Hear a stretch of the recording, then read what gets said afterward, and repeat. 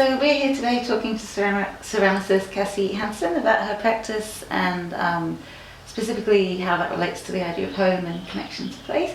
So could you just start off by telling us a little bit about your practice? Sure. So I'm a ceramicist. I started my ceramics work about 5 years ago. The story goes that my husband and I are about to get married, and I was super stressed out, and my husband wanted to de-stress me, so signed me up to some pottery courses. And then I got hooked from like the very first lesson. It was on the wheel, it was very meditative, and it was just lovely, and just completely hooked. And then I didn't stop. So once that course was finished, I was just going into the community studio every weekend and playing with clay. And not very good at all, like terrible, but slowly getting better. And then it led me all the way to 2018. I decided to go part-time with work and do a ceramics course that was a full year course that was 2 days a week. So then was starting to think, I would like to do this on some sort of permanent basis and really explore it. So, and then we moved to here, Kyneton, and I set up my home studio and just been loving it ever since. So prior to ceramics or being enrolled in that course, yes, publishing, and architecture in particular? So I still do that. For the last 10 years I've been working with an architectural publishing company, and I'm the editor of a magazine that publishes interiors and architecture. So that really, I guess, kind of seeing all that creativity land on my desk every day and seeing people be creative and design as well, I think there was a part of me that really wanted to do that myself. And while magazine publishing and the subject matter seems creative, magazine publishing is very much a format, and it's very quite rigid. So I think that's what really appealed to me when I got my hands on some clay. It was just that. Had you been involved in a sort of a hands making previously, or was that your first time? No, not really. So was it all sort of publishing, writing related? Yes, yeah. I mean, I was doing a bit of weaving. I was doing the on the loom a little bit. Okay. Dabbled with that. Didn't really grab me, but I was doing a little bit of that. But mostly my creativity was through words and writing and that sort of thing, but not anything with my hands. Material, visual. Yeah. But things have taken off for you recently in particular, haven't they? With Craft Vic and also Bendigo Gallery. Yes. It's been an awesome year, actually, this year. I feel like all the downtime with lockdown has really made me get really productive, and lots of things have happened. So around June this year, I was a finalist in the Design Files Awards for the Emerging Designer category, and that was amazing, and things really took off then because they have their own little press team that sort of gets the stories out about each of their finalists. So that was amazing. Yeah, it was really good. And then just a lot of people getting in touch and wanting work commissioned, and then galleries getting in touch and little shows here and there. And did that come through? Do you think the Design Files helped get all that happening? It certainly helped. I have a really I know a lot of architects and interior designers through my work, and even before ceramics, they were interested in what I was doing when I started with ceramics. And then as I was slowly finding my sort of voice in ceramics and what my style was, they were really supportive in terms of, both vocally but also through buying and all that sort of stuff. So I've always had that little niche there. And you were in that world of only people who are going to be interested in Yes. And my work is so architecturally inspired, and you can see that in my work. Definitely. So it really plays to their projects that they're doing, and or their homes and that sort of thing as well. So architects might be a key market for you. It is. Really is. Is it? You said you're doing those presents for architects. Yes, exactly. So much. Look, I reckon maybe 60 or 70% of my customers so far have been architects or in the design sphere. Yeah. Can I ask you about that influence of architecture in making a ceramic object for you? How would you describe that influence? Is it an aura or is it pragmatic, or is it both? Is it sort of details of how a building might be constructed? Yeah, features? so, you know, I think over the course of my career in architectural publishing, I've seen so much architectural photography and imagery just pass my eyes, and it all gets embedded. And then I've always been sort of drawn to Japanese architecture and modernist architecture, and that's very simple, quiet, but geometric, or those sort of shapes, you know, arches and blockwork and shadow lines and all that sort of stuff. And so even very early on when I was doing the ceramics course, the teachers there were picking up things that I wasn't even picking up about my own work, about how it was very linear, how there was different, you know, lines coming through, even the way sometimes I was glazing and there was still line work coming through. And then as soon as I sort of noticed that myself, I sort of could hone it a bit more and more. And so you know that what we're interested in is this idea of the home or being at home. Has any of that sort of, in terms of, is there an extension of architecture to your embodiment of a place that you might feel influences what you're doing, or is that? I think. Do you mean in terms of here, living in Kyneton? Well, it could be, or it could be as you're making them. Would human, you know, the human body, or how it might inhabit a space, does that, or is it more just features of a building? Well, it's funny. There's I don't have the example here, but I have a jug that is very much based on like a window porthole, and it's got shutters. So that's, in terms of that, I mean, that's speaks to the home. It speaks to architectural features of a window or a threshold or an entryway or that sort of thing. So that's quite, I mean, that's probably the most literal, I guess, of talking to a building. But then there's other pieces like, you can see, I might bring it over. Like this is like almost louvers, or you could interpret that as louvers, or you could interpret that as two towers with a architectural feature or something like that. So in terms of home, I guess Kyneton is it's provided the space to work, but I guess my architectural interests aren't so much supported in my environment. By the specific environment. Yeah. Well, so with this might be sort of relating to what you were just saying, Suze, but just going further on that. So your interest in architecture is, well, I'm interested because there's a few things here. So the clay is like very earthy and like obviously, but architecture, to me, what I know of architecture, I always tend to think of like quite grand, you know, like modern architecture, and you know, so what I'm seeing here too, these kind of like big imposing, monumental, so it's kind of like an interesting bringing together of a really organic, earthy ground thing, and then the sort of monolithic,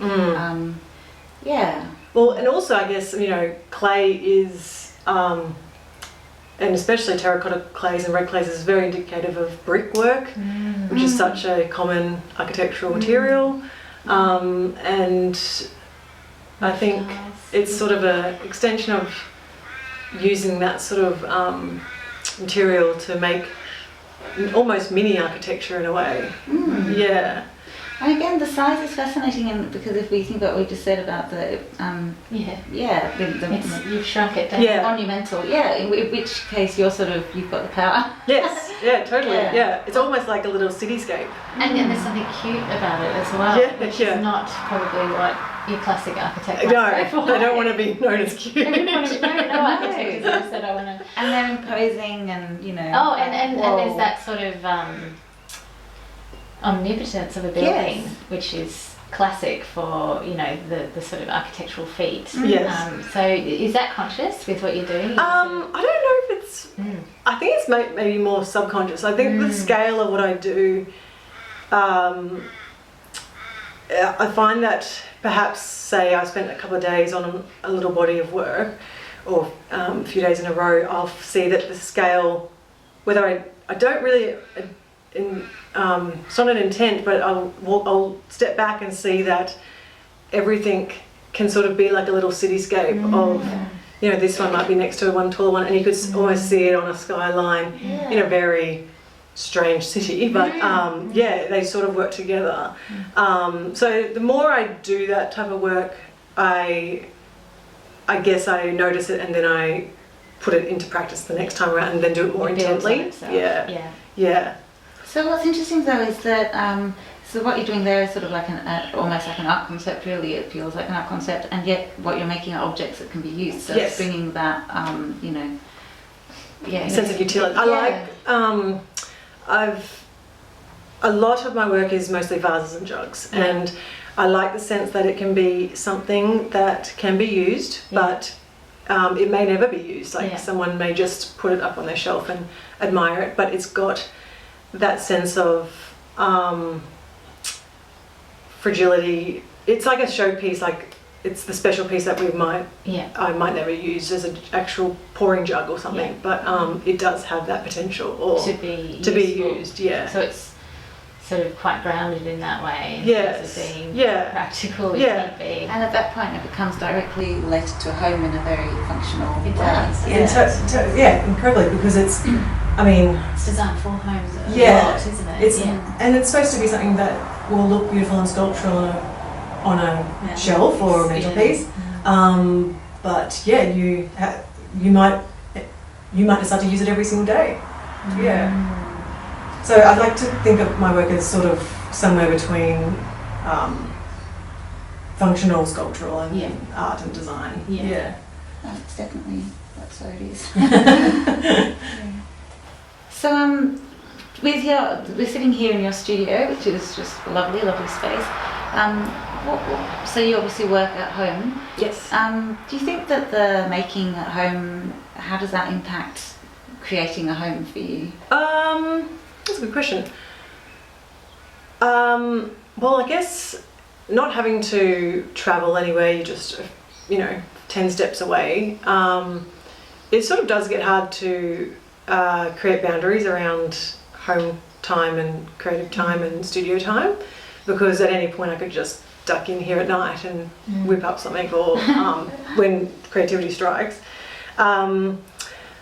So I think I'm still sort of working on that, really. I do try to structure my days in terms of 3 days a week I'm in here from 10 till about 4 or 5.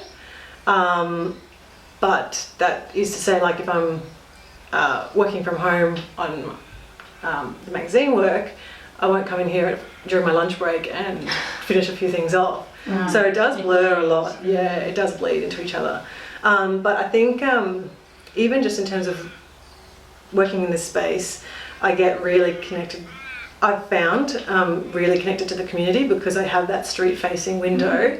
I can tell what time of the day it is from the school kids going to school or coming home without looking at the clock, and getting the school drop-off because we've got a school at the end of the road, so I can tell from the bank of cars doing pickup what time it is when I've lost track of the day. And just, I think neighbours poking their head in to see if I'm working today in here or not, and wanting to have a look. So definitely being this close to the street has been really engaging for both me and the passerby, I think. Do you find that? Do you get people, so do you know a lot of the neighbours on the street? Yep. Yeah, wow. Yes, a lot of them, and they'll just give me a little wave.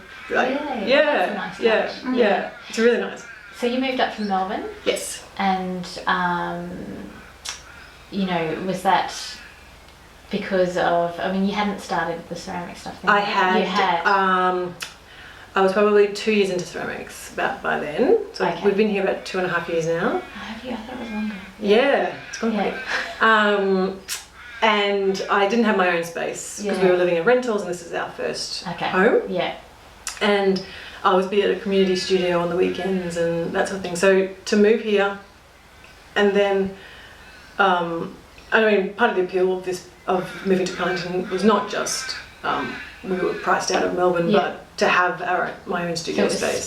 Definitely, because I knew that doing ceramics would be part of that, my future. Yes. So to have that space, I was a big part of it. And so we were always looking for a home that would have a little, you know, backyard studio or a room to do that. So to get here and then do that was actually quite almost debilitating at the start because it was too much. It was pressure to make because I now had a big space, and it was like, oh, like a blank sheet of paper. Yes, exactly. Yeah. So for maybe the first 3 months, I didn't get much done at all because, well, maybe there's other distractions of a new town and a new community to, but just having a whole studio to myself was really actually quite daunting. Yeah, and it took me a little while to get into that groove of, no, this is your own studio. You've decided to go part-time, now you need to produce like things, which is pressure, but That's why you bought the place. I know. So do you feel at home here, like in this house? Yes. Yeah, completely. This feels like home to you? Yeah. Moving out here was a bit of an unknown. We didn't know anyone here necessarily, but we knew that we loved Kyneton because we'd been visiting for weekends away for many years before coming here, and we'd gotten married close by and that sort of thing. But honestly, within the first couple of weeks of landing here, we'd made friends with people on the street that are in early 30s like us, just moved from Melbourne as well, very like-minded, similar situations, and become really good friends as well. So we felt really at home and part of the community really quickly. Did you? Yeah. I'm going to cut you off. No. Oh, well, I can. I was just going to say, so do you use the objects, are they part of your home, like in your, you know, in your daily life? Do you use them yourself? Yes, well, the ones that have a bit of a fault in them or something I put inside and I'll put some dry flowers in or have them as shelf pieces. So they're in my home. There's a lot of my beautiful seconds at home. Yeah. So they get another life in there, but there's actually too many probably now. I was going to say, at what point do you need more? Because I'm assuming as your career goes on. Yeah, I know what you mean. Well, that's actually quite a small kiln for. It's perfect size for me, but a lot of other ceramicists have these big massive kilns. I don't think that's actually probably what I would need because I don't make production pottery of mugs and mugs and mugs and bowls. So. Yeah, but I'm already finding like this was half full when I moved in here 6 months ago or 8 months ago, and now it's full. And, you know, but the reality is I don't have much more room at home, so I would need to just make do. And I think I could see a few more years here. Ways to do that. Yeah. There's still whole corners I could put shelves up in. And build up. Yeah, that's right. You could vertical space. Yeah, and there's an attic up. There's like a manhole, so I could put storage up there. You've got tons. I'll have to cross that bridge later. But yeah, it's funny how quickly you fill a space. Well, it's a material practice that you've got, so therefore. Yes.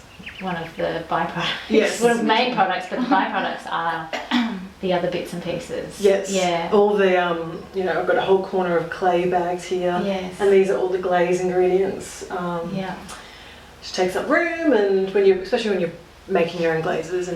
But it's really rewarding. But it's really, really challenging for me because I'm not good at numbers and chemistry and all that sort of stuff. Okay, Yeah. Really? And it takes ages to go through this firing process and finding the right firing temperature for it and keep testing. There's an infinite number of variables. Probably. Yes. That's a whole other component, isn't it? It's a whole other process that you have to go through. But they're all my glaze development there. And slowly getting somewhere. Wow. Yeah. Something that I'm interested in is how, we're interested in how your making helps you connect to home and everything, but I'm also interested in specifically how it helps you connect to like a landscape, and particularly in Australia, which has a difficult colonial history. And you're interesting because you're working with clay again, which is literally from the ground. Do you feel that your practice, in some way informs your connection to the land? I must say I don't. I'm very conscious of whose land I'm working on, and I acknowledge that. And I, as a business owner, I choose to take part in an initiative called Pay the Rent. Oh, yeah. So Yeah. I can feel like I am positively, taking part in that process, I guess. But other than that, I mean, my work doesn't. I mean, I know local potters that use clay from the local reservoirs. I don't personally do that, only because I don't know how yet. Yeah. But it would be something I'd be interested in. But with a direct connection to the land, not so much for my work. A lot of ceramicists do explore that through glaze development and using glazes that might depict a landscape scene or gum, the bark of a local Colours tree, and, that sort of thing. But it's not sort of part of my work. Yeah, just because of that architectural influence. Yeah. Well, Yeah. that's true, actually. Yeah. It's quite a different thing, isn't it? The architectural sort of, which is what we were saying earlier. It's interesting because the architectural, I see that as being quite on the surface almost. It sits on top of. Yes. Well. Yes. Yeah, Yes. built, isn't it? But not. I guess it doesn't for my landscape, where I'm working and around here. The buildings that I'm taking inspiration from are mostly modernist Japanese architecture that might be in Europe or the States. Ah, that's interesting. Yeah. Too. So, there's actually a bit of Australian stuff, like the work of architects, like Robin Boyd and Harry Seidler, but none of that exists around here. No. And that actually might be a bit more, perhaps, from my Melbourne roots a little bit, and visiting those sort of homes that I was fortunate enough to do through my work and getting inspired by those. But yeah, in terms of my practice here in Cairn, it doesn't really have a direct connection to the land here, I guess. Yeah. Do you feel like there's a link between the creative process and you making a space feel more at home for you, like where you are here? Do you think you would have had the same feeling here had you, say, had a studio separately? I think I think having my own studio here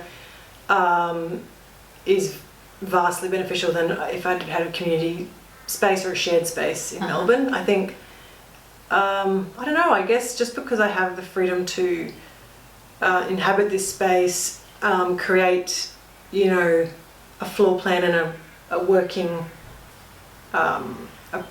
processes that are very much how I work. I don't think I would have been able to probably do that to the full extent in a shared studio or a community studio. So I think that sort of benefits my practice because I get to work exactly how I know I like to work. So I think in terms of the output of work is probably a lot more, maybe even more efficient than I would be able to work in a shared space. And more time and opportunity and ease to explore different ideas because That's right. I literally can just go here and just go, oh, that's an idea I had. I'll quickly just mock that up while it's fresh in my head. Whereas if I was probably back in Melbourne, it might be a 20-minute drive to the community studio. That's at late at night, it probably wouldn't even be possible to do that. Yeah. So that's just the convenience. That's good. Yeah. So I understand from that pragmatic and convenience point of view. What about from your an effective, from your feelings? Like, do you think that that the time spent working with materials here, do you think that there's an emotional component, or do you think you could be doing this anywhere and it wouldn't really? Like, would home for you always have a studio? Will home always have a studio? Yeah. I think it will for the rest of my life, I hope. And I think so. I think maybe I don't even quite appreciate that because there are no, what am I trying to get at? There's almost nothing in my way of coming here and being myself. I have nothing to inhibit that. Like I just get to be here, and everything in this is designed by me. Like every single where I put everything, and it is a second home for me. Like I'm in here probably 3 days of my week, and in the actual house the rest of the time. So this is like where, and especially during lockdown, I've spent a vast portion of my time in here. So it's definitely, I've got a kettle in here. I don't need to even leave except for a bathroom break, and I just stay in here like the whole time. I might go grab some lunch and then bring it back in here, but just keep working through. So I think it is just it's an extension of me. Like it really is. It's great. It's the dream space that I've always had in my head, and I've got to build it and have it. Do you think that when you say an extension of you, is that what home should be? I think so. Yeah, I think a home should be a reflection of the inhabitants and their personalities and their interests and their travels and their memories and all that sort of thing. How does that relate to, this is sort of off topic, but anyway, how does that relate to architecture? Where you say you move into a really fancy architectural thing, and it's the architect's vision. How does that then relate to you making your own home in it, do you think? Well, I guess if it's a good architect would have listened and learnt about you and your family or their clients. And a good architect won't just have their own vision. They need to be collaborative with the client. That's because you're making a home for them, and that's going to be their family home. And many of the architects that I know would learn about their clients' hobbies, what time of the day they like to have their cup of tea, sort of to find them a little sitting spot for that morning sun. Like a very good architect would learn all those things and create a home that plays to those rituals, those personal rituals of that client, that person. So hopefully it would take a very egomaniac architect that would only build something of their vision and not care about their client. But obviously there's things like apartment buildings that get made, or commercial buildings and that sort of thing with no client in mind specifically, and it's got to be almost broad enough to have a buyer and any type of buyer or that sort of thing. But I think to make a home,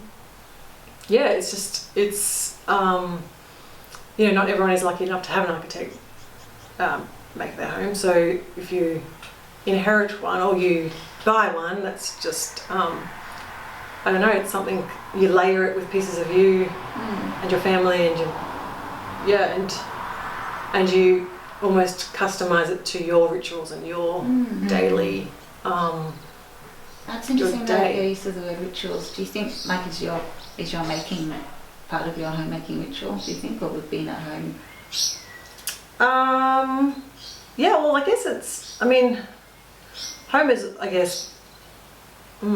home is you. So this is part of the home and part of me. I do see it as one. I see it as one. It's not separate. Not separate. No. It is a separate. What I'm doing in here is a very different thing to what I'm doing in there, but it's also, I guess, I just think of it as home. It's just an extension. What about, do you think objects are key in making a home, or would you say, you've also mentioned rituals, so it sounds like it's a mix of things. Yeah, I think it's a bit of everything. A bit of everything. A home is not just the setting of those rituals, but also the things that you have in it, like your favourite mug or your favourite photograph on the mantelpiece or whatever, and those things are all your favourite chair, those things. You take all that away and you've still got the building, but that comes in it's layers of creating your home and your place. But even things like I think of cupboard handles and door handles as part of the home and the building, and that's the parts you touch of the building, like that's your connecting to the actual building itself. So that's where you actually get tactile with the building. Like you don't really touch a building apart from that. Yeah.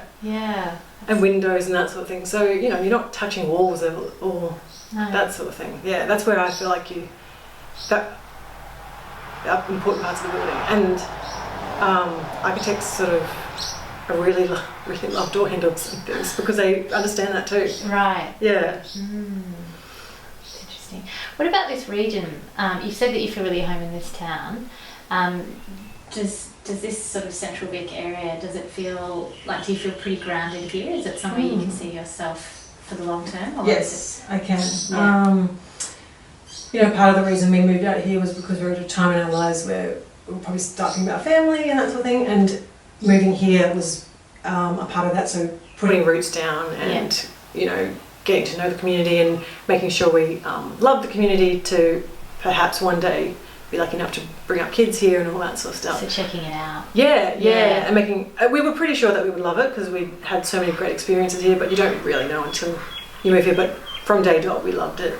And so your husband would, if he was doing flying again, he would have to commute to the airport? Yes. Yeah, Yep. So that's not, what is that, 45? About that, yeah. Yeah. 55, yeah. So that's pretty doable from, I guess it's Well, from the city it would take a while anyway. Yeah, and it's, I mean, we were living in Flemington beforehand, so that was a quick 20 That was minutes. pretty quick, yeah.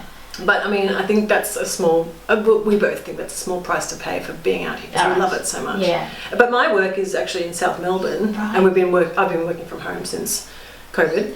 But you might be going back. I'll definitely be going back probably, I don't know, when everyone else goes back, February or March or something like So that. you've been doing the commute. Yes, which I was used to because I've been doing it before COVID. Okay. But just that coming home, like leaving work and coming home via the colder, like closer I get to kind of, I just feel, The stress. I really do. And the traffic and everything like that in Melbourne, like I went back to Melbourne a couple of weeks ago to visit a friend once we could go through the Ring of Steel. And I was just like getting tensed up because I couldn't find a park and I couldn't, there was traffic and there's only 2 traffic lights in Kyneton, you've got to remember, like, and you can always find a park and all those sort of things. Yeah. So definitely grounds me here, Yeah. and definitely have very quickly adapted to that slower pace Yeah. that I now struggle when I'm back. Struggle a little bit when I go back. So how long have you been in Melbourne, or were you born in Melbourne, or was it No, Brisbane. Brisbane? Yes, Okay. yeah. Right. So I grew up in Brisbane. Met Ben in 2007 when we were very early 20s, and a couple of years later Ben got the offer to join the Jetstar cadetship, Right. and we had to move. It was such a good opportunity for him that we moved to Melbourne. So we've been here 10 years now. Okay. Yeah, 2010. Yeah. So that was a big change. But you think this is the right region, not just for employment reasons, like what you're saying. You like the people and the community. Yeah, and I mean, you got to.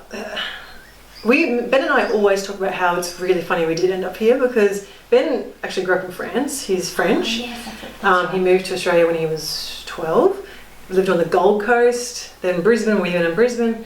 I'm from the Brisbane Bogan suburbs and like totally through and through Bogan. Right. And my mum's still there and we go visit there. But it is really remarkable that we ended up here, which we have no family here. We have no Yes. actual connection here except for one weekend 5 years ago we came up for a weekend away and we absolutely just fell in love with Yeah. it. We just... Because it's so pretty and... Yeah, it was just so beautiful. It was a spring weekend. Yeah. Everything, locals would just say good morning to you, Yeah. go for a little bike ride, and it was so picturesque along the Campaspe River and Yeah. Botanic Gardens, and we just kept going back and back. And then eventually when we were in a position to buy, we Okay. couldn't buy in Melbourne, just couldn't afford it. And we were like, Why wouldn't you let's then? do Kyneton. Yeah. Yeah. So you wouldn't go back to Brizzy, you don't think? I don't personally want to, not anytime soon. Yeah. But I am pretty realistic about the fact that if we have family, we don't have any Yes. family support. Yes. So that might change priorities, and we might want to be near my mum, or I don't know. Ben wants to retire back in Queensland.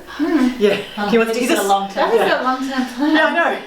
I know. He talks about it all the time. I'm retiring Queensland. I'll be surfing. I'm like, sure. I don't really care about that. He'll be surfing. I like that. Is he retiring at 65? Or I don't know. I think he's retiring like in 2 years' time or something. Which sure, Early okay. retirement. Yeah.